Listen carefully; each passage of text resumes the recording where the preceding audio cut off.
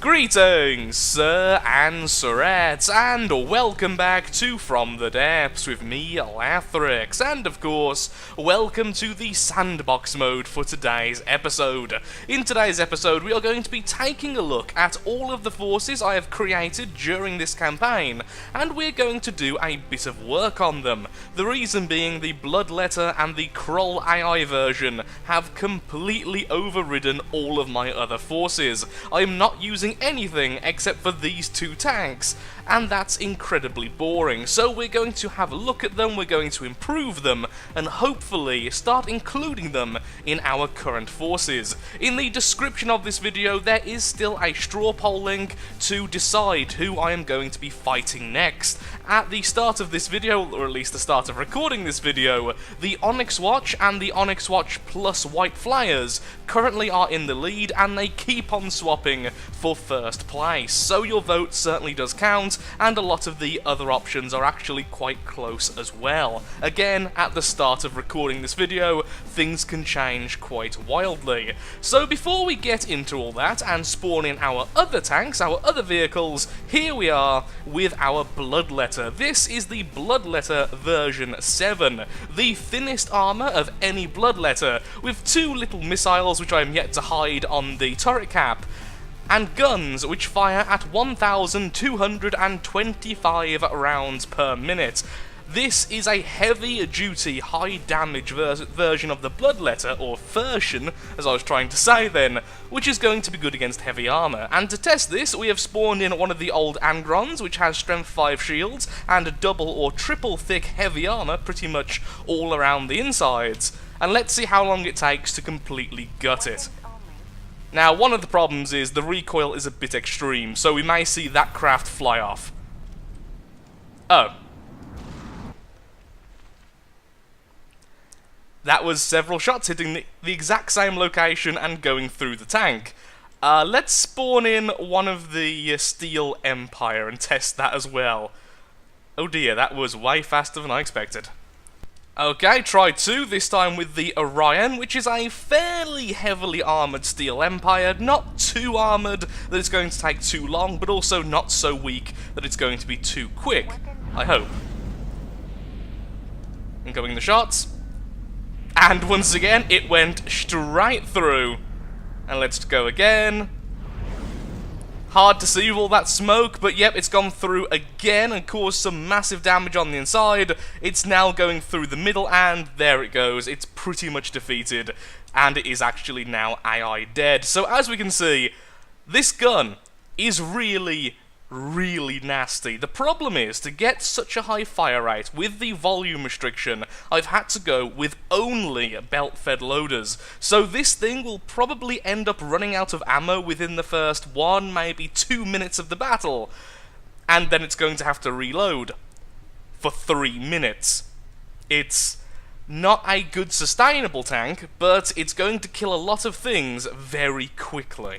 I should also mention it's still using the frag shell, so if it swapped over to the armor-penetrating shells, if the enemy aren't using too many shields, it's going to be utterly catastrophic to the insides of the enemies. Well, here we are then, so on to the main part of the video. Which of our vehicles are going to be upgraded and changed, and which simply need to be rebuilt because of mistakes I've made whilst building them, or just their lackluster performance in general. So, from left to right, we have the Cathalon, the Angron regular version, we have our little Transport Alpha, we have the Khan, we have the Shriven, the Blood Ray version 2, which is the Annoyance with the more missiles and such. We have the Angron Particle Cannon version, we have the original AI Krull, we have the Cultist, and we have version 6 of the Bloodletter. So, quite a few vehicles, and honestly I'm happy that they're quite diverse in terms of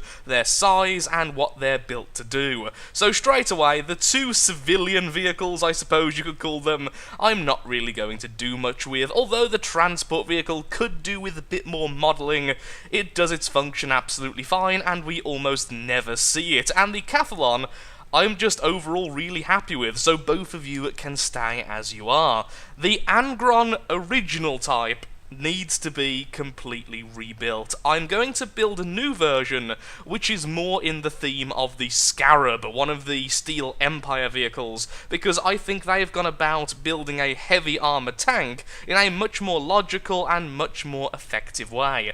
We also saw earlier how bad this thing is if it's hit in the wrong place. It simply detonates. We then have the Khan, which, surprisingly, I'm not going to be completely rebuilding, because I'm still happy with the hull. It's decent on rough terrain, it's heavily armoured-ish, and it has a fairly cheap overall cost.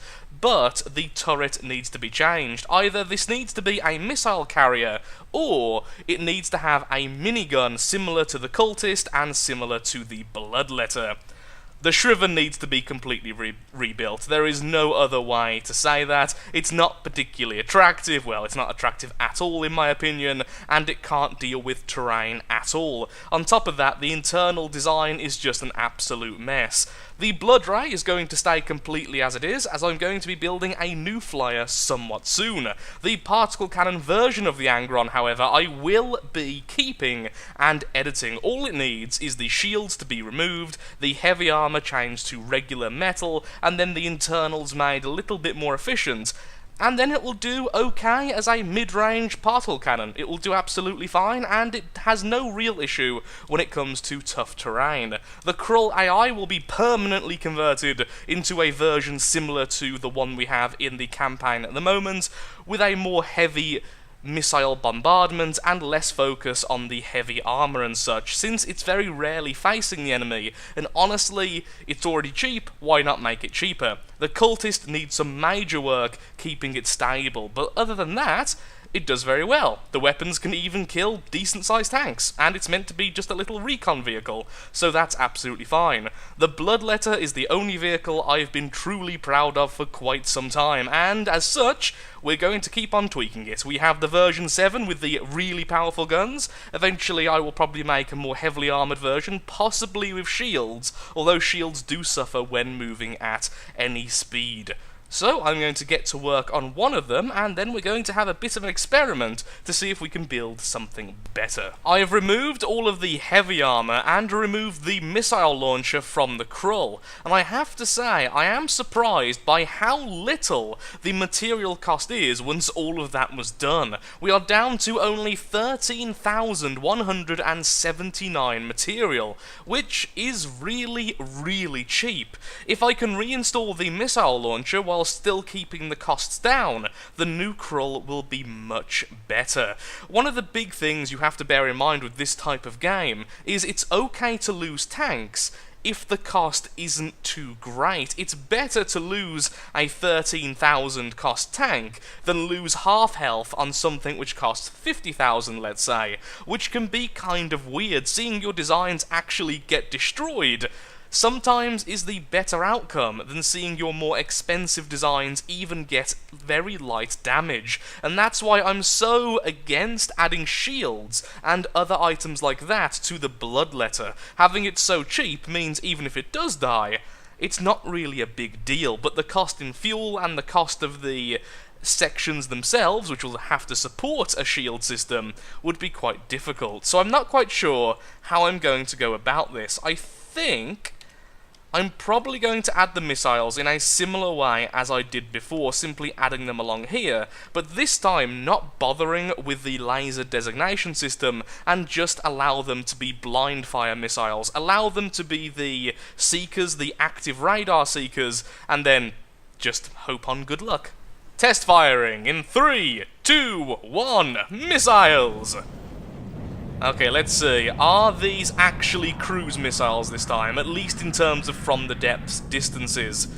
I would say yes, they are. They are still above 10,000 fuel, and they've already gone 1 kilometer away from the Krull. Now, sadly, they are about to reach space. In fact, there's a good chance they are currently in space, so it's not a perfect indicator, but even so, The fact that the fuel takes so long to run out of this means they are going to be very long range, and the reason why they're like this is because the variable thruster is on quite slow rather than 1000, it's only on something like 810, and we have a lot of fuel with only 2 warheads. This means the Krull can be very, very far away from the combat and still make a difference. The problem we've had in the past is the missiles just kind of skidding along the floor because we've been out of range, so hopefully that should now be fixed. Also, the cost is still only just barely above 13,000. I think this is the new version of the Krull. Hardly any changes, but overall, better. I just recorded a whole segment talking about how difficult it's going to be to get the Cultist to be more stable, and then I instantly realised that's not true in the slightest. All we need to do is add a really simple PID system. Nothing fancy, but all about keeping this thing from rolling and keeping it from pitching. If we can do that, the Cultist should stay on the ground a lot easier, and it should also deal with terrain a lot better. So, let's just do that. The PID system is working as planned, and I've swapped over to only thrusters for turning. This has actually had a really, really positive effect of making the Cultist both oddly a little bit faster and making it far smoother on pretty much any terrain, at least from the limited amounts of terrain I've tested so far. It's not going to deal well with hills, it's not going to deal well with very sharp inclines or declines, but on normal terrain, on slightly uneven terrain like over there, it's perfectly fine, and this is much better than the old version. I've also changed over the shells very slightly to no longer only use frag, but now they actually have a shell cap, and that's made them more accurate. So the gun's more accurate, it's a little bit faster, weirdly enough, I guess because the thrusters turning also adds a little bit of forward propulsion, and it's more balanced. Well done, Cultist version 2. You are now Cultist version 3, and you are much better than your... The last two have been fairly minor, but this time we're going to have to do some major changes to make this particular tank back to being useful again. Of course, we are currently messing around on the Khan. Now, if this wasn't our first ever tank used in the campaign, I probably wouldn't even bother. I would probably just make something new, because its role is already being filled somewhat by the Cultist and completely by some of the other vehicles. But since this was the first tank, and I feel like we owe it a debt of gratitude, let's see if we can make this useful again. So straight away, we see an issue. At the moment, it struggles with bouncing a fair bit on the terrain, and why is that? It might be because we have 2 turning wheels. I have found that to be an issue in the past. Convert it to only 1, it doesn't need to turn particularly quick, and it seems better. I will say the turning wheels and the regular wheels at the moment do still need quite a bit of work. What I could do is give it true tank controls. It would be a little bit more difficult than simply using the turning wheels, but that would probably solve quite a few of its problems. Okay, I think this is going to work. So, when the vehicle tries to yaw to the left, it is activating number 7 on the control element, which of course is mapped up here to G. So every time it tries to go to the left, anything which has the letter G as a positive will be activated, and of course as a negative on the other side. So when it tries to move left, these will try to go forwards, these will try to go backwards. Although I'm not quite sure if that will even work. It will definitely try to go towards the left using these wheels at least. I've also had to change out the land AI for a naval AI, because the land AI is really, really weird when it comes to doing things like this. I'm fairly certain there's a better way to allow tank controls on a vehicle, but this is by far the easiest with the least setup. Okay? Fleet move, you should be trying to turn over here. Okay, yep, it is turning towards the left, and then it should straighten out by making these move forwards. So yeah, the wheels don't reverse, but that is working just fine. And as we can see, it isn't tipping over, because all of the turning is just coming from the standard propulsion. Oh, were those wheels actually going backwards then? So I didn't see these going forwards, but you definitely was turning. Either way, that's perfectly fine. The only problem with doing this is because it's using the naval AI, there's a very good chance it will go towards an enemy up to a very, very bad point. It may simply ram into the enemy if it can't understand the broadside angle, which it might not be able to do because it's not a ship, it's a tank. I've got a bit of an idea, so I've saved this base as simply Khan version 2 hull, because the hull itself, the chassis, whatever you want to call it, it works, it's functional, it's silly, we can use it later for different designs. But what we can do now is perhaps build up here a little bit, so that the player can sit in here and actually get out nice and easily, and we can reuse the spin block from the Krull. If we add it somewhere like this. Normally putting it up would be easier so that we can simply make it roll downwards. That should work. So if we put that there, then we have a control block to make this thing go down as soon as it starts the fight. Let us put this here for now, since we're going to be building around here anyway. So spin blocks, spin to X degrees. Let's just test this out. So if I went to 40... No, let's have it a bit lower than that. Oh, not 90, something like 75 perhaps? Not 180, let's try that again.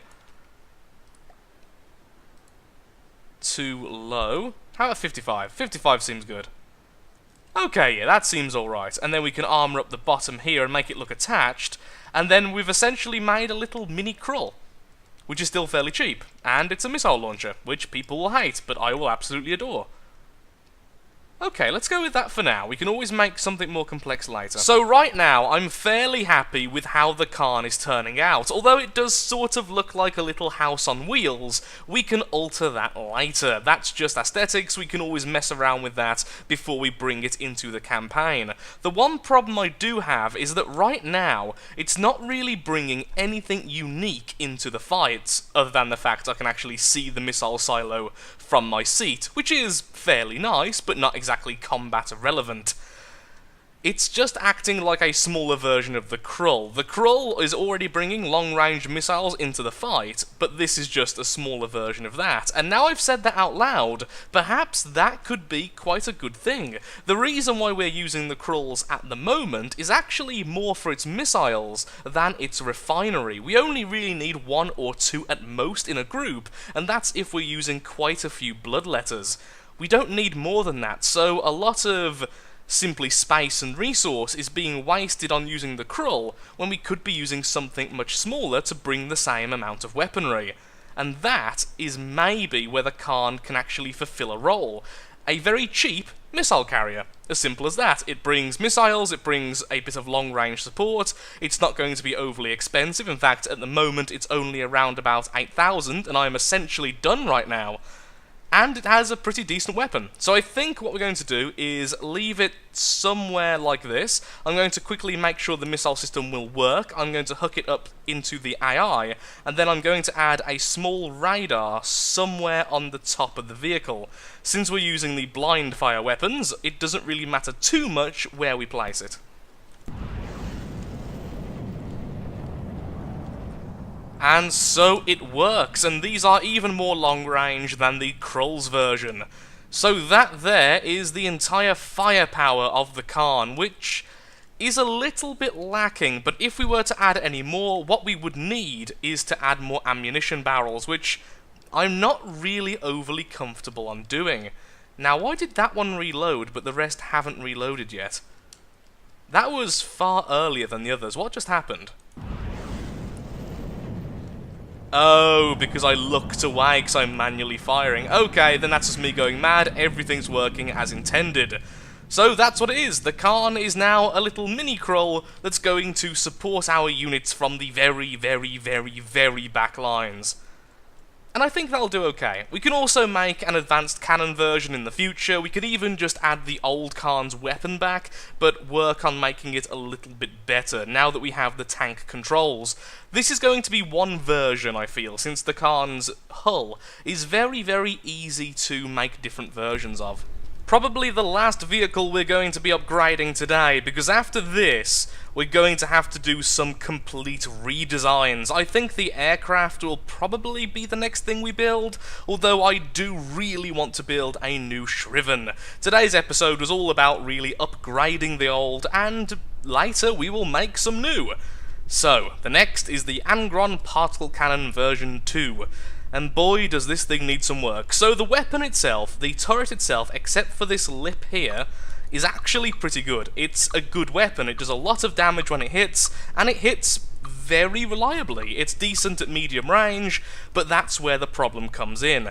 The hull itself is still frail, despite the fact it's so heavily armoured, if you hit it from the correct location, the entire thing blows up, which isn't really what I would like to happen. So what we're going to do is, for now, we're just going to remove the turret cap so we can do a bit of surgery. Goodbye, since thankfully I do have that saved as a prefab.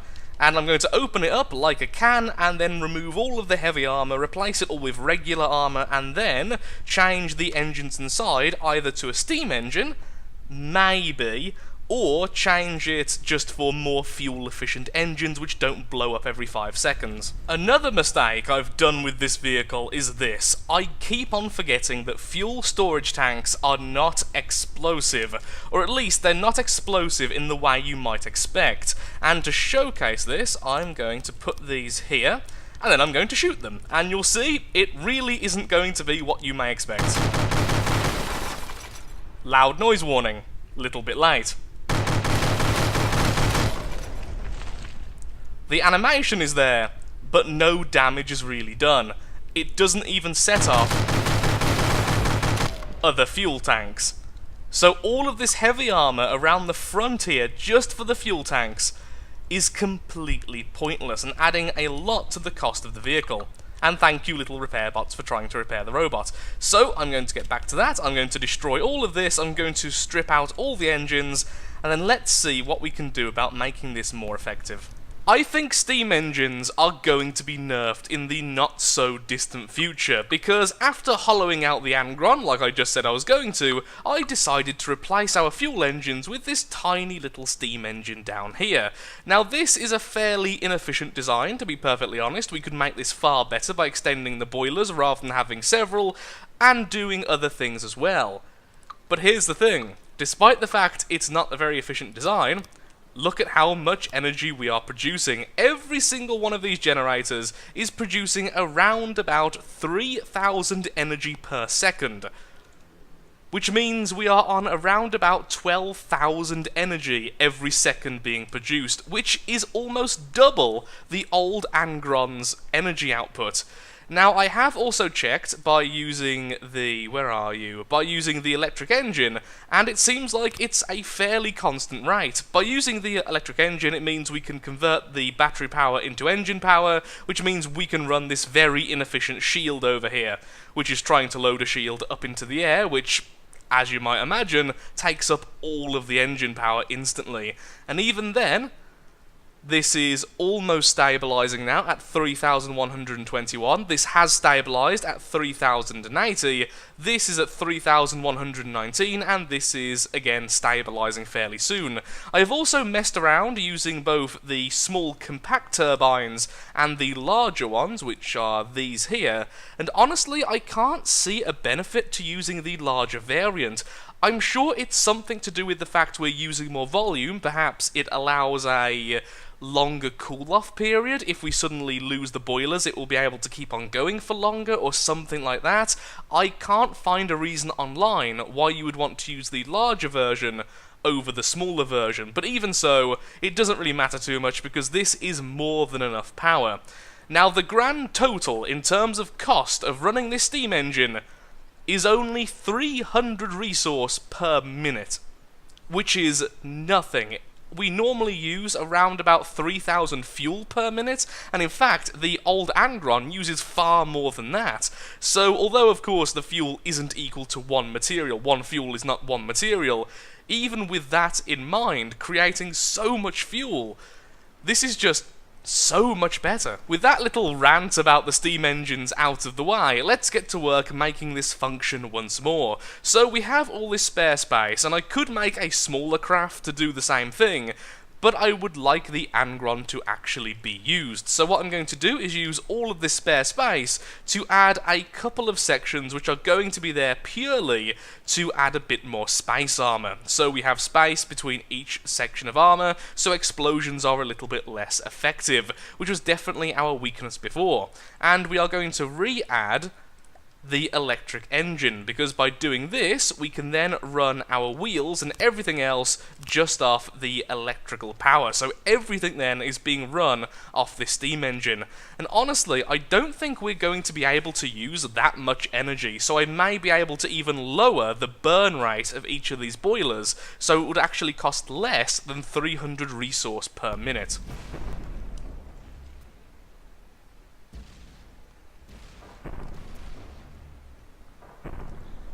Well, that certainly works. Well, it turns out, with all of the spare power we have, I've been able to overclock the weapon to 1.7. The last time we used this in the campaign, it was much, much lower than that. So right now, we can actually use the piercing mode fairly effectively at even a faster fire rate. So the overall damage of this craft is going to be very, very high, and very effective against heavy armor. So this is going to be the counter to the Onyx Watch.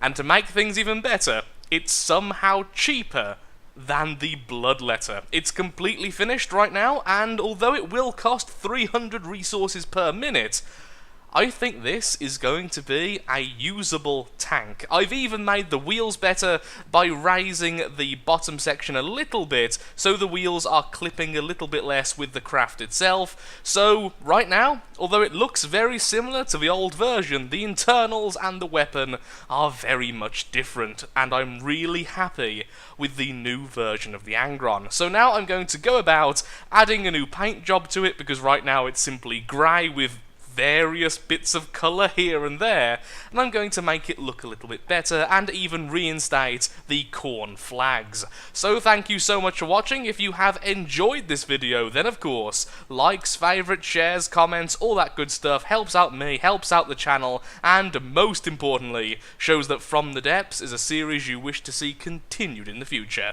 In the next episode, I promise there will be more action, as the straw poll will have concluded. It is currently in the description, so please vote for who you want me to see go after next. Thank you, and goodbye.